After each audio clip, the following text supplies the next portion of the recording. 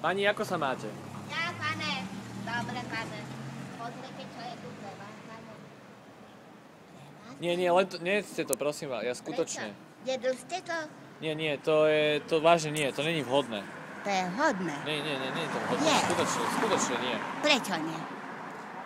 Ja vám radšej dám peniažky a toto zahodím do Dajte mi koša. peniazky, koľko? Neviem, však... Za to?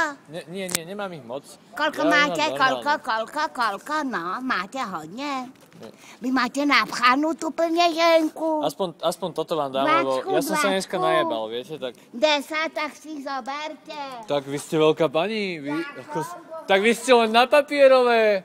Tak to by som v živote nepovedal teda.